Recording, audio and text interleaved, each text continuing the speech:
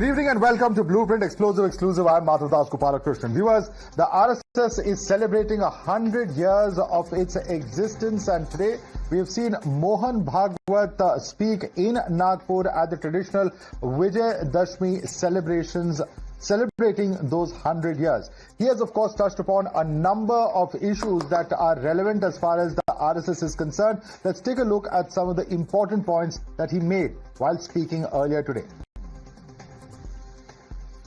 हिंदू समाज का बल संपन्न होना, शील संपन्न होना, संगठित होना इस देश के एकता, एकात्मता, सुरक्षा और विकास की गारंटी है। क्योंकि हिंदू समाज सनातन काल से यहां चलते आया है, वो इस देश का उत्तरदायी समाज है, रिस्पॉन्सिबल सोसाइटी है। और सौभाग्य से इस संस्कृति के और धर्म के कारण ऊपरविद के अनेकविध नाम और रूपों को देखकर, दुनिया की विविधता को देखकर मनुष्यों में बंटवारा और अलगाव खड़ा करने वाली हम और वो, अस एंड देम, इस मानसिकता से ये समाज पूर्णतः मुक्त था, मुक्त है और मुक्त रहेगा। Now, RSS statement and Bhagwat's unity call was seen as being divisive by the opposition. Congress leader called RSS a terrorist organization and once again linked it to Mahatma Gandhi's assassination.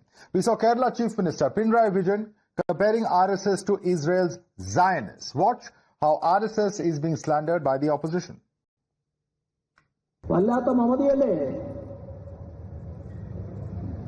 വളരെ ധീരമായ ഭാഷയിൽ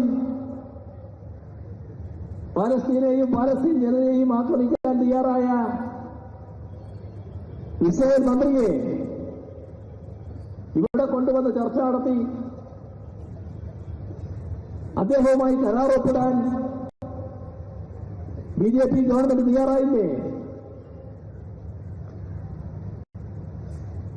ഇത്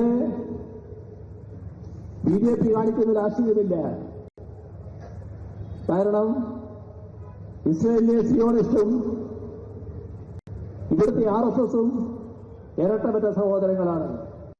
RSS एक आतंकवादी संगठन है और RSS ideology ने ही गांधी जी की हत्या करी है। आज 2 अक्टूबर है और आज गांधी जयंती है। गांधी जी ने देश को आजाद कराया और गांधी जी के जन्मदिन पर एक हत्यारे संगठन का 100 वर्ष पूरा होने पर उत्सव मनाया जाए, ये बहुत ही दुखद बात है। Now, the BJP slammed opposition for branding RSS as a terror organization and called use of such language unfortunate. जिस तरह की भाषा विजयन ने बोली है, जायनिस्ट जो इजराइल के अंदर है उससे तुलना किया है, ये बहुत दुर्भाग्यपूर्ण है। राष्ट्रीय स्वयंसेवक संघ समाज के हर वर्ग तक पहुंच गया है। मुस्लिम समाज में भी राष्ट्रीय स्वयंसेवक संघ का बहुत काम आगे बढ़ा है। उदित राज ने जिस तरह की भाषा बोली, टेररिस्ट ऑर्गेनाइजेशन कहना, इससे दुर्भाग्यपूर्ण कोई बात नहीं हो सकती। कांग्रेस को इसका सबक मिलेगा।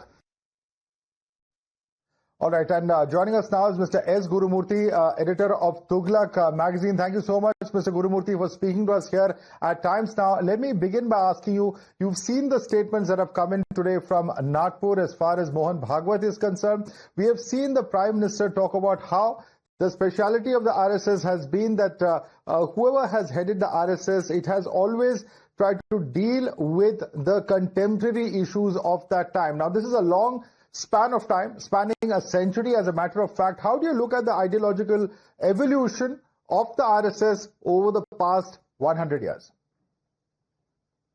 I have spent almost 50 years of my time in my association with RSS and people associated with RSS. And I have been a great beneficiary of the character building which the RSS did. And much of what I could accomplish in different fields with a certain amount of honesty and integrity, the credit goes to the RSS. So I can speak about RSS from my experience. See, RSS ideology of, I wouldn't call it even ideology, it is actually philosophy. Because RSS does not detest people who disagree with it. It is only a philosophy which accepts there is another view. Ideology rejects the other view and also goes to the extent of eliminating the other view. So RSS is consistent with the Hindu philosophy. And so the Hindu Rashtra concept is not the RSS concept. It was given to the RSS by Swami Vivekananda. And Mahatma Gandhi defined this country and its integration as based on Hindu beliefs. Jawaharlal Nehru went even further. He said that Vivekananda's Hindu Rashtra, which he very powerfully propagated, is not against anybody. So, the whole concept of Hindu Rashtra was in tune with Indian nationalism till 1940. It is only afterwards the word Hindu became a difficult word for the Congress to handle because of the partition issues. That apart, RSS had held on to its belief and slowly it convinced the people of India that the soul of India is the Hindu philosophy. And that is what you see as unfolding in different aspects of our public life. And that is what Madhavdas G today expounded, and yesterday the Prime Minister expounded. There is nothing against anybody in this. This is the most important thing. What Mohan Bhagwat Ji spoke was about environment, about family integrity, about the need for social harmony. And I want to know where anything is divisive in this. So, but anyone who keeps on talking against RSS can say, because it is politics, everybody will have their opinion. But what are the facts? So my understanding is the RSS has a long vision of the Indian society, Indian civilization, because our time scale itself is in billions of years. In fact, I recall an article which appeared in the Time magazine maybe about 3 decades ago, that the entire Western history, politics was driven by the eschatological belief that the world is about to end.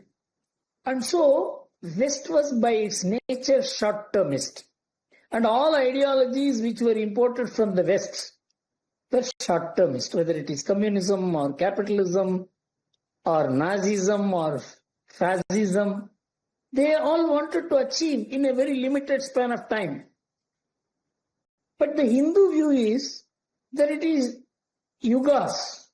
So in RSS, when I used to ask questions as to when are we going to realize our larger vision of India, they used to say it is yuga karya. This will go beyond you. It may not be achieved in your lifetime, but you have to work for it. This is what ensured the success of RSS. No Swayamsevak felt that he has to see it in his lifetime. He felt that he has to work for the whole lifetime. And it will be realized one day because he believed that this country is born and it survives for that purpose. Right. It's interesting that you mentioned, in your opening comments about what he said that has raised hackles, etc. I want to refer to one of the points that he made, because he repeatedly has tried to explain the concept of Hindu Rashtra on multiple occasions. Today what he said was that this Hindu Rashtriyata always keeps us together while accepting and respecting all diversities. We don't have a conception of nation state. States are formed and decline while Rashtra remains eternal. We should never forget this foundation of our unity. Opposition, however, is seeing red each time these statements are uttered. We've seen, for instance, Congress come out to say that such remarks are seditious, that this is a demand, in fact, for a theocratic state. So do you see this as a deliberate misinterpretation, or has the Sangh not been able to clearly explain what it's trying to convey? See, the idea of nation being different from state and even territory being different from nation is a historical fact. There was a time when our suzerainty extended right up to Burma on the one side and Afghanistan on the other, and right down to Ceylon. This keeps changing. Recently, we lost Pakistan and Bangladesh.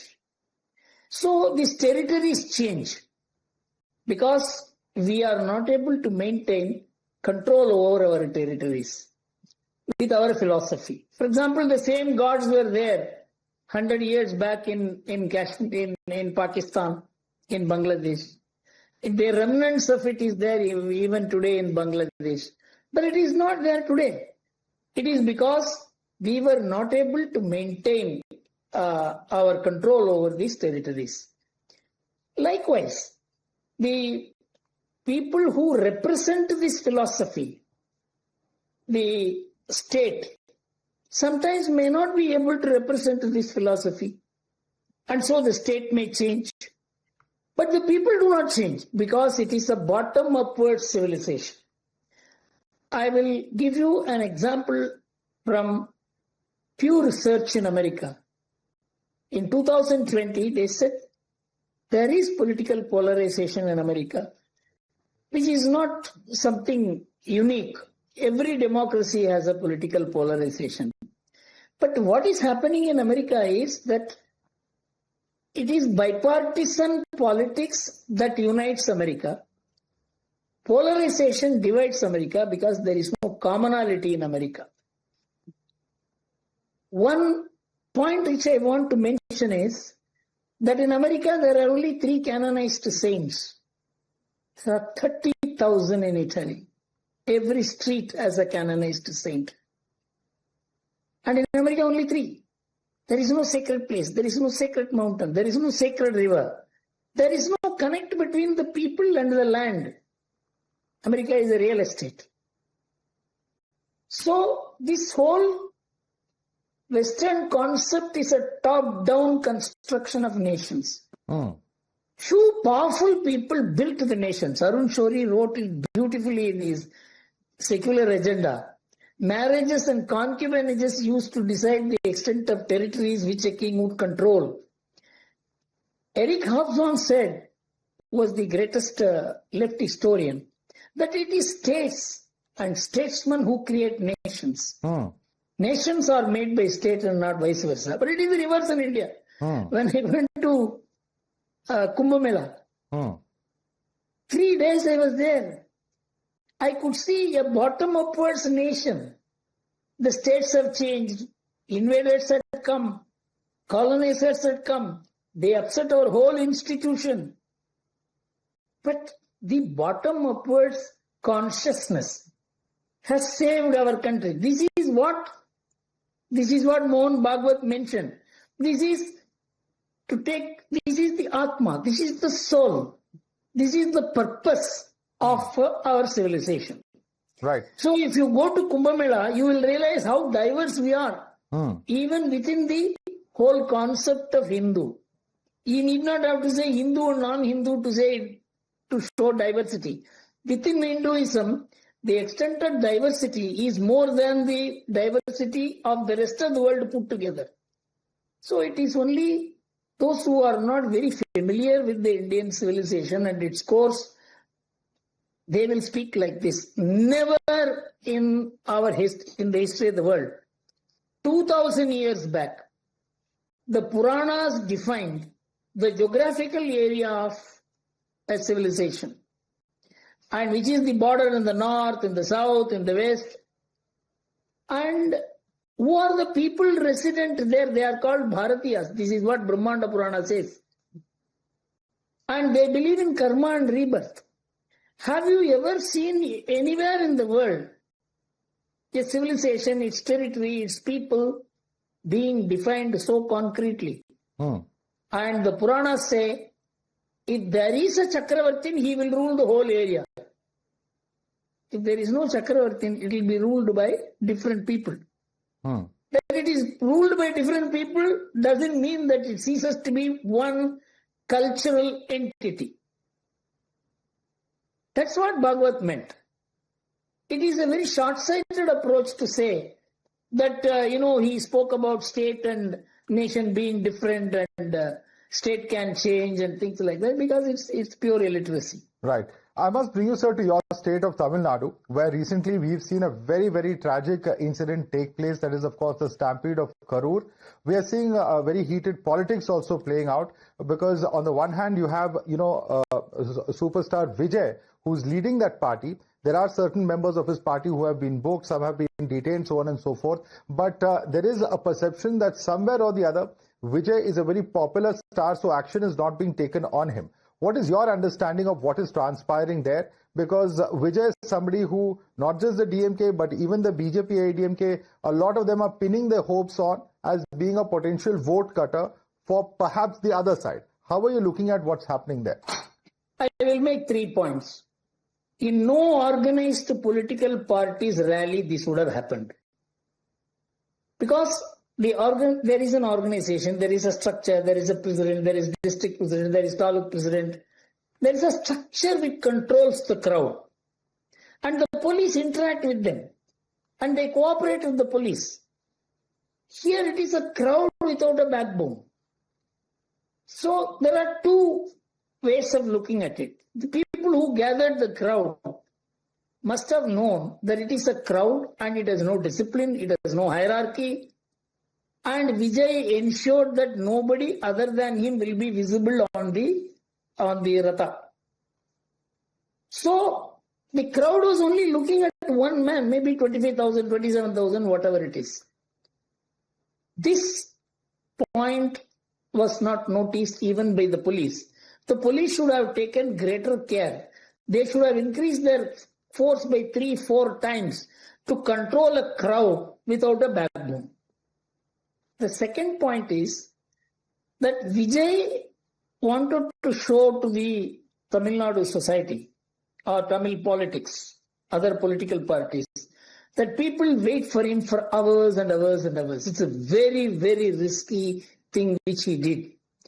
In DMK or the parties like the TVK, when they assembled, all the shop holders shut down the shops. You know why?